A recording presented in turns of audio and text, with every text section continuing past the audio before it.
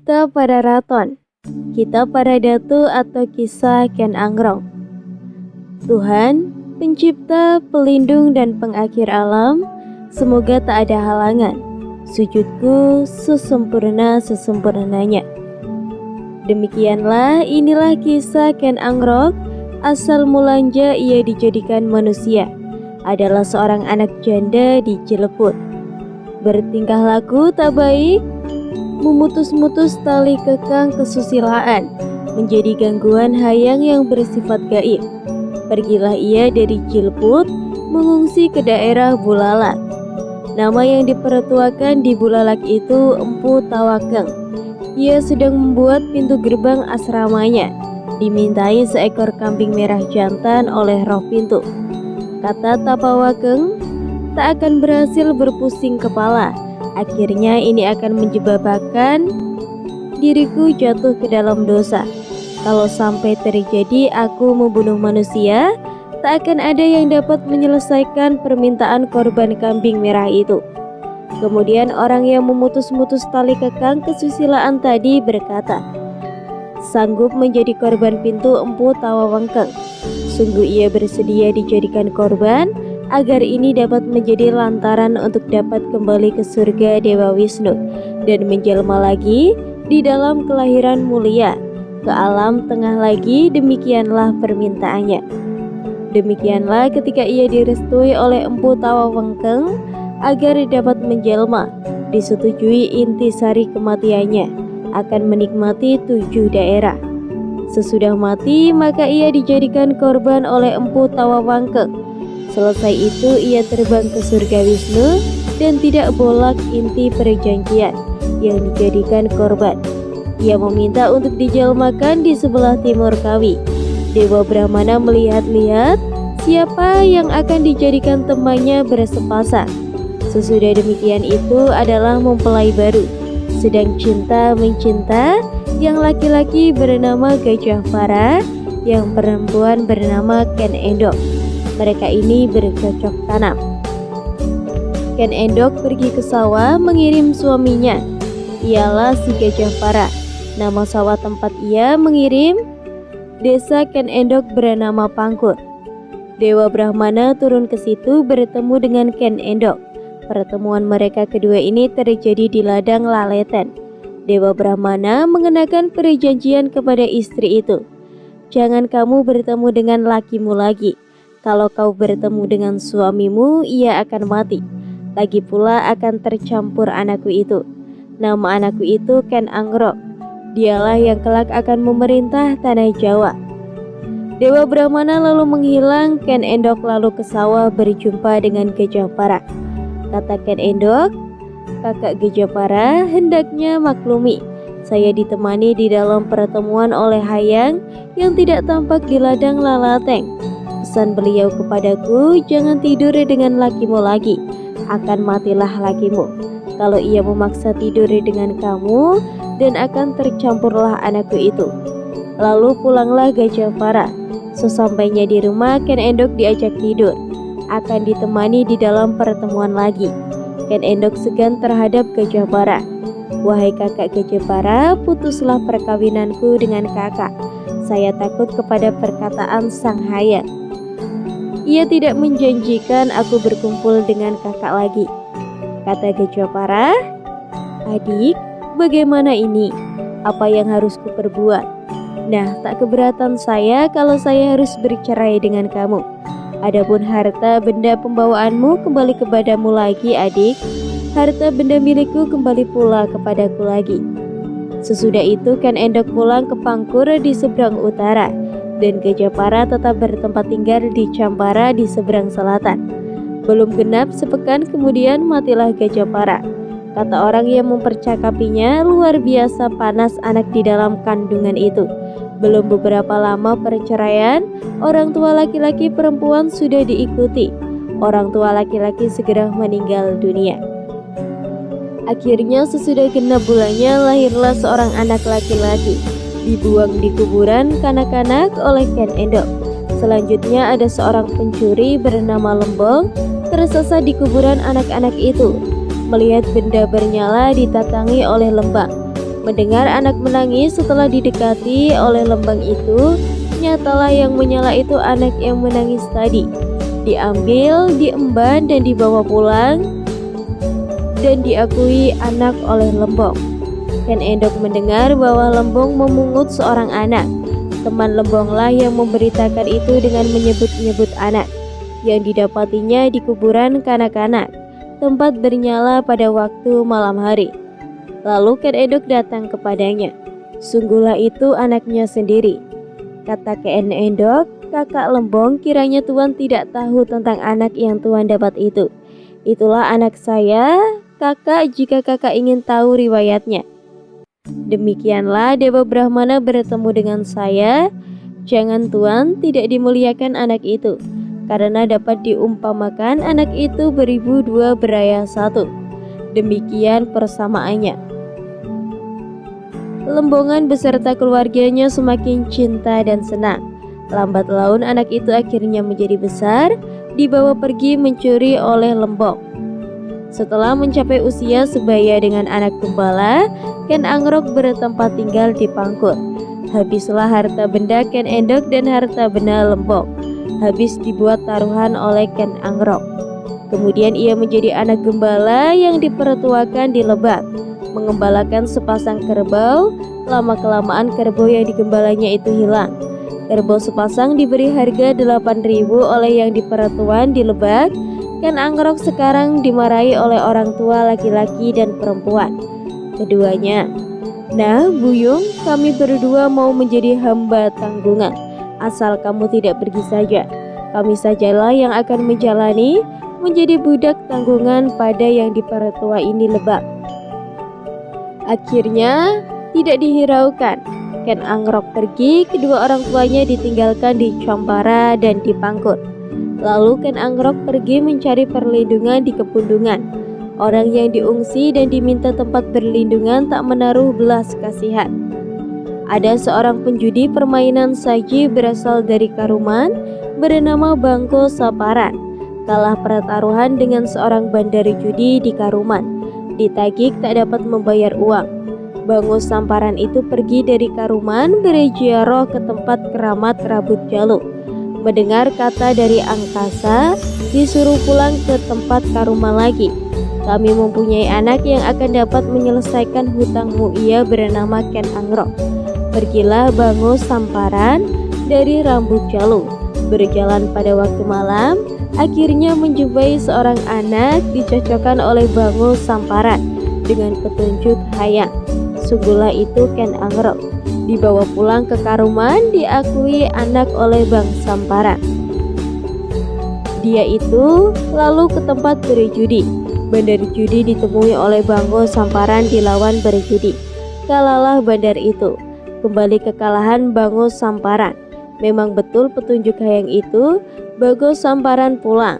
Ken Angrok dibawa pulang oleh Bangko Samparan. Bangko Samparan berbayu dua orang bersaudara. Genduk Buntu nama istri tuanya dan Tirataya nama istri mudanya. Adapun nama anak-anaknya dan istri muda ialah Panci Bawuk, anak tengah Panci Kuncang, adiknya ini Panci Kunala dan Panci Kenengkuk. Bungsu seorang anak perempuan bernama Cucu Puranti. Ken Angrok diambil anak oleh Genduk Buntu. Lama ia berada di Karuman, tidak dapat sehati dengan semua para panci itu. Ken Angrok berkehendak pergi dari Karuman. Lalu ia ke Pandunguan bertemu dengan seorang anak gembala, anak Tuan Sahaja, kepala desa tertua di Sanggang bernama Tuan Tita. Ia bersabab tarif dengan Ken Angrok. Tuan Tirta dan Ken Angrok sangat cinta mencinta. Selanjutnya Ken Angrok bertempat tinggal pada Tuan Sahaja. Tak pernah berpisahlah Ken Angrok dengan Tuan Sahaja itu. Mereka ingin tahu tentang bentuk huruf-huruf. Pergilah ke seorang guru di Segangan. Sangat ingin menjadi murid, diminta diajari sastra. Mereka diberi pelajaran tentang bentuk-bentuk dan penggunaan pengetahuan tentang huruf-huruf hidup dan huruf-huruf mati. Semua perubahan huruf juga diajar tentang sangkalan, perincian hari tengah bulan, bulan tahun Saka, hari 6, hari 5, hari 7, hari 3, hari 2, hari 9, dan nama-nama minggu. Ken Angrok dan Tuan Tirta kedua-duanya pandai diajari pengetahuan oleh guru. Ada tanaman guru menjadi hiasan halaman berupa pohon jambu yang ditanamnya sendiri. Buahnya sangat lebat, sungguh padat karena sedang musimnya. Dijaga baik, tak ada yang diizinkan memetik. Tak ada yang berani mengambil buah jambu itu. Kata guru, jika sudah masak jambu itu, petiklah. Ken Angrok sangat ingin melihat buah jambu itu. Sangat dikenang-kenangkan buah jambu tadi. Setelah malam tiba, waktu orang tidur sedang nyenyak-nyenyaknya, Ken Angrok tidur. Kini keluarlah kelelawar dari ubun-ubun Ken Angrok. Berbondong-bondong tak ada putusnya. Semalam-malaman makan buah jambu sang guru. Pada waktu paginya buah jambu tampak berserak-serakan di halaman, diambil oleh pengiring guru. Ketika guru melihat buah jambu rusak berserakan di halaman itu, maka menjadi susah. Kata guru kepada murid-muridnya, apakah sebabnya makan jambu itu rusak? Menjawablah pengiring guru, tuanku, rusaklah itu karena bekas kelelawar memakan jambu itu. Kemudian guru mengambil duri rotan untuk mengurangi jambunya dan dijaga semalam-malaman. Ken Angrok tidur lagi di atas balai-balai sebelah selatan, dekat tempat daun lilang kering. Di tempat ini guru biasanya menganyam atap. Menurut penglihatan, guru melihat kelelawar penuh sesak berbondong-bondong keluar dari ubun-ubun Ken Angrok. Semuanya makan buah jambu guru. Bingunglah hati guru itu, merasa tak berdaya mengusir kelelawar yang banyak dan memakan jambunya. Marahlah guru itu.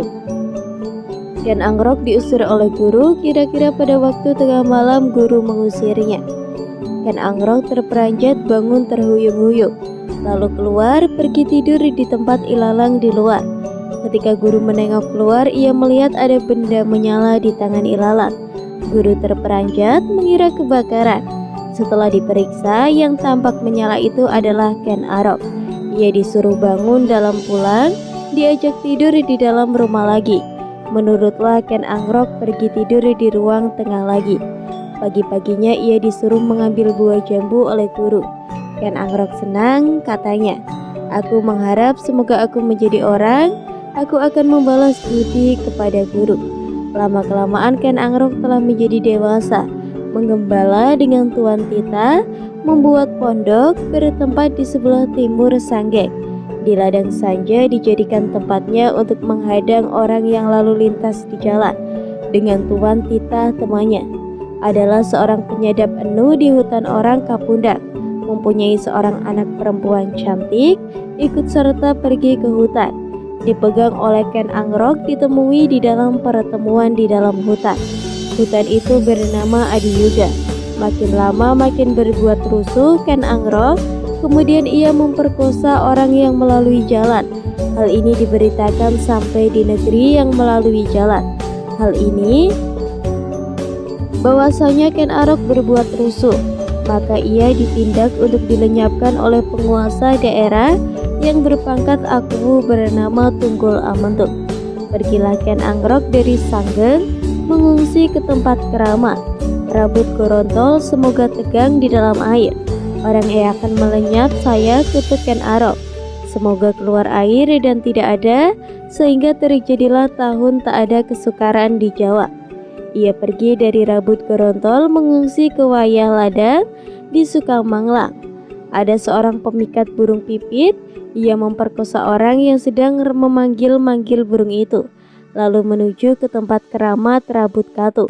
Ia heran melihat tumbuh-tumbuhan katu sebesar beringin. Dari situ lari mengungsi ke Junwatu, daerah orang Sempurna, mengungsi ke Lumbang bertempat tinggal pada penduduk desa, keturunan golongan tentara bernama Gak Uget. Lamalah ia bertempat tinggal di situ, memperkosa orang yang sedang melalui jalan. Ia lalu pergi ke Pandungan mencuri di Pamalanten. Ketahuilah ia dikejar di Kepung, tak tahu kemana ia akan mengungsi. Ia memanjat pohon tal di tepi sungai. Setelah siang diketahui bahwasanya ia memanjat pohon tal itu. Ditunggu orang ke pundung di bawah sambil dipukulkan canang. Pohon tal itu tebang oleh orang-orang yang mengejarnya. Sekarang ia menangis menyebut-nyebut sang Patijapa kebaikan atas dirinya. Akhirnya ia mendengar sabda dari angkasa. Ia disuruh memotong daun tal untuk dijadikan sayap kiri kanan, agar supaya dapat melayang ke sebelah timur. Mustahil ia akan mati. Lalu ia memotong daun tal mendapat 2 helai, dijadikan sayap kiri kanan. Ia melayang ke seberang timur dan mengungsi ke Nagamasa. Diikutilah dikejar, mengungsi ia ke daerah orang Masi, juga dikejar diburu. Lari mengungsi ke daerah kepundungan, yang di peratuan di daerah kepundungan didapati sedang bertanam. Ken Arok ditutupi dengan cara diakui anak yang di peratuan itu. Anak yang di peratuan di daerah itu sedang bertanam. Banyak 6 orang, kebetulan yang seorang sedang pergi mengeringkan empangnya. Tinggal 5 orang. Yang sedang pergi itu diganti menanam oleh Ken Angrok. Datanglah yang mengejarnya seraya berkata kepada penguasa daerah, "Wahai Tuan Kepala Daerah, ada seorang perusuh yang kami kejar, tadi mengungsi kemari." Menjawablah penguasa daerah itu, "Tuan-tuan, kami sungguh tidak berbohong. Ia tidak di sini. Anak kami 6 orang yang sedang bertanam ini genap 6 orang. Hitunglah sendiri saja. Jika lebih dari 6 orang tentu ada orang lain di sini," kata orang-orang yang mengejar. Memang sungguh anak penguasa daerah 6 orang. Betul juga yang bertanam itu ada 6 orang. Segera pergilah yang mengejar. Kata penguasa daerah kepada Ken Angrok, "Pergilah kamu, Buyung, jangan-jangan kembali mengejar kamu. Lalu kalau ada yang membicarakan kata hatiku tadi, akan sia-sia kamu berlindung kepadaku. Pergilah mengungsi ke hutan." Maka kata Ken Arok, "Semoga berhenti lagi yang mengejar." Itu sebabnya maka Ken Angrok bersembunyi di dalam hutan. Patantangan nama hutan itu. Selanjutnya ia mengungsi ke Ano, pergi ke hutan Terawak. Ia semakin merusuh. Adalah seorang kepala lingkungan daerah Luki, akan melakukan pekerjaan membajak tanah. Berangkatlah ia membajak ladang, mempersiapkan tanahnya untuk ditanam kacang, membawa nasi untuk anak yang mengembalkan lembu kepala lingkungan itu. Dimasukin ke dalam tuambung bumbu, diletakkan di atas ongkak.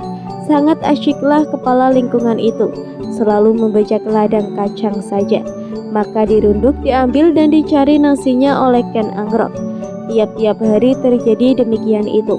Kepala lingkungan bingunglah karena tiap-tiap hari kehilangan nasi untuk anak gembalanya. Kata kepala lingkungan, "Apakah sebabnya maka nasi itu hilang?" Sekarang nasi anak gembala kepada lingkungan di tempat itu diintai. Dengan bersembunyi anak gembalanya disuruh membaca. Tak lama kemudian Ken Angrok datang dari dalam hutan. Maksud Ken Angrok akan mengambil nasi ditegur oleh kepala lingkungan. Terangnya, "Kamulah Buyung yang mengambil nasi anak gembalaku tiap-tiap hari itu." Ken Angrok menjawab, "Betullah Tuan Kepala Lingkungan. Saya inilah yang mengambil nasi anak gembala Tuan tiap hari. Karena saya lapar tak ada yang kumakan," kata kepala lingkungan. "Nah Buyung, datanglah ke asramaku kalau kamu lapar. Mintalah nasi tiap hari. Memang saya tiap hari mengharap ada tamu datang." Lalu Ken Angrok diajak pergi ke rumah tempat tinggal kepala lingkungan itu.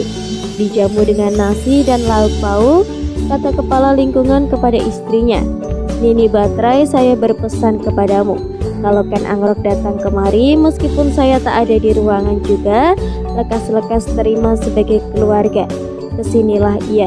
Diceritakan Ken Angrok tiap-tiap hari datang sepergian dari situ menuju ke Lumbang, ke Banjar Kocapet. Pada seorang kepala lingkungan daerah Turyatapada, ia pulang dari Kabalot, bernama Empu Palot. Ia adalah tukang emas, berguru kepada kepala desa tertua di Kabalot, yang seakan-akan sudah beradakan kepandaian membuat barang-barang emas dengan sesempurna-sempurnanya. Sungguh ia telah sempurna tak bercacat. Empu Palot pulang dari Kebalon membawa beban seberat 5 tahil. Berhenti di Lumbang, Empu Palot itu takut akan pulang sendirian ke Turyatapada karena ada orang dikabarkan melakukan pemerkosaan di jalan bernama Ken Angrok. Empu Palot tidak melihat orang lain. Ia berjumpa dengan Ken Angrok di tempat beristirahat. Kata Empu menjawab, "Saya sedang berpergian dari Kebalon Buyung, akan pulang ke Turyatapada. Saya takut di jalan, memikir ada orang yang melakukan pemerkosaan di jalan bernama Ken Arok." Tersenyumlah Ken Angrok. "Nah Tuan, Anakanda ini akan menghantarkan pulang Tuan. Anakanda nanti yang akan melawan kalau sampai terjadi berjumpa dengan orang yang bernama Ken Angrok itu. Laju sajalah Tuan pulang ke Turyatapada. Jangan khawatir." Empu di Turyatapada itu merasa berutang budi mendengar kesanggupan Ken Angrok. Setelah datang Turyatapada, Ken Angrok diajar ilmu kepandaian membuat barang-barang emas. Lekas pandai tak kalah kalau kesaktian dibandingkan dengan Empu Palot. Selanjutnya Ken Angrok diakui anak oleh Empu Palot. Itulah sebabnya asrama Turyapada dinamakan daerah Bapa. Demikianlah Ken Angrok mengaku ayah kepada Empu Palot. Karena masih ada kekurangan Empu Palot itu, maka Ken Angrok disuruh pergi ke Kebalon oleh Empu Palot. Disuruh menyempurnakan kepandaian membuat barang-barang emas pada orang tertua di Kebalon, agar dapat menyelesaikan bahan yang ditinggalkan oleh bapak kepala lingkungan. Ken Angrok berangkat menuju ke Kebalon. Tidak percaya Ken Angrok itu oleh penduduk di Kebalon. Ken Angrok lalu marah. Semoga ada lubang di tempat orang yang hidup menepi ini. Ken Angrok menikam, orang lari mengungsi kepada kepala desa tertua di Kebalon. Dipanggil berkumpul betapa peta ada yang berada di Kebalon semua. Para guru hayang sampai pada para punta semuanya keluar, membawa pukul perunggu. Bersama-sama mengejar dan memukul Ken Angrok. Dengan pukulan perunggu itu, maksud para petapa itu akan memperlihatkan kehendak untuk membunuh Ken Angrok. Segera mendengar suara dari angkasa, "Jangan kamu bunuh orang itu, wahai para petapa. Anak itu adalah anakku. Masih jauh tugasnya di dalam tengah ini." Demikianlah suara dari angkasa terdengar oleh para petapa. Maka ditolong Ken Angrok bangun seperti sedia kala. Ken Angrok lalu mengenakan kutuk, semoga tak ada kepandaian membuat benda-benda emas. Ken Angrok pergi dari Kebalon, mengungsi ke Turyatapada, ke daerah lingkungan Bapa. Sempurnalah kepandaian tentang emas. Ken Angrok pergi dari lingkungan Bapa menuju ke daerah desa Tugaran. Kepala tertua di Tugaran tidak menaruh balas di Angguila orang Tugaran oleh Ken Angrok, arca penjaga pintu gerbangnya. Didukung diletakkan di daerah lingkungan Bapa. Kemudian dijumpai anak perempuan kepala tertua di Tugaran itu sedang menanam kacang di sawah kering. Gadis ini lalu ditemani di dalam pertemuan oleh Ken Angrok. Lama-kelamaan tanaman kacang menghasilkan berkampit-kampit. Inilah sebabnya pula maka kacang Tugaran benihnya mencikat besar dan gurih. Ia pergi dari Tugaran pulang ke daerah Bapa lagi. Kata Ken Angrok, "Kalau saja kelak menjadi orang, saya akan memberi perak kepada yang dipertuakan di daerah Bapa ini." Di kota Daha dikabarkan tentang Ken Angrok bahwa ia merusuh dan bersembunyi di Turyatapada dan Daha. Diadakan tindakan untuk melenyapkannya. Ia dicari oleh orang-orang Daha. Pergilah di daerah Bapa menuju ke Gunung Pustaka. Ia pergi dari situ mengungsi ke Limbahan. Kepala tertua di Limbahan menaruh belas kasihan diminta perlindungan oleh Ken Angrok itu. Akhirnya Ken Angrok berziarah ke tempat keramat rambut Gunung Penitan. Kepadanya turun petunjuk dewa. Disuruh pergi ke rambut Gunung Lejar pada hari Rebo Wage Meninggu Wariga pertama. Para dewa bermusyawarah berempat. Demikian ini kata seorang nenek kebayang dipantikan. "Saya akan membantu penyembuhan kamu, Buyung, agar tak ada yang akan tahu. Saya akan menyapu di Gunung Lejar pada waktu semua dewa-dewa bermusyawarah." Demikian kata nenek kebaya dipantikan itu. Ken Angrok lari menuju ke Gunung Lejar hari Rabu Wage. Minggu Wariga pertama tiba. ia pergi ke tempat musyawarah. Ia bersembunyi di tempat sampah ditimbuni dengan semak belukar oleh nenek kebayang Pantika. Lalu berbunyilah suara 7 nada, guntur, petir, gempa, guru, kilat, taufan, angin ribut, hujan bukan masanya, tak ada selatnya sinar dan cahaya. Maka demikian itu juga ia mendengar suara tak ada hentinya, berdengung-dengung bergemuruh. Adapun inti musyawarah para dewa yang memperkokoh Nusa Jawa, daerah manalah mestinya. Demikian kata para dewa saling mengemukan pembicaraan, siapakah yang pantas menjadi raja di Pulau Jawa. Demikian pertanyaan para dewa semua, menjawablah Dewa Guru. Ketahuilah dewa-dewa semua adalah anakku, seorang manusia yang lahir dari orang Pangkur. Itulah yang memperkokoh tanah Jawa. Kini keluarlah Ken Arok dari tempat sampah, dilihat oleh para dewa. Semua dewa menyetujui ia direstui bernama Nobata Batara Guru. Demikian itu pujian dari dewa-dewa yang bersorak-sorak riuh rendah. Diberi tunjuk Ken Arok akan maku ayah kepada seorang Brahmana yang bernama Sang Hyang Longgawe. Dia ini baru saja dari Jampamudi, disuruh menemuinya di Taloka. Itulah asal muasal ada Brahmana di sebelah timur Kawi. Akhirnya Ken Arok menjadi penguasa raja di Pulau Jawa. Cukup sekian cerita yang dapat saya sampaikan. Semoga bermanfaat bagi kalian semua. Mohon maaf apabila ada kesalahan kata atau ada kata-kata yang kurang tepat. Tetap dukung channel Babat Nusantara dengan cara like, komen, dan subscribe. Saya pamit. Rahayu, rahayu, rahayu.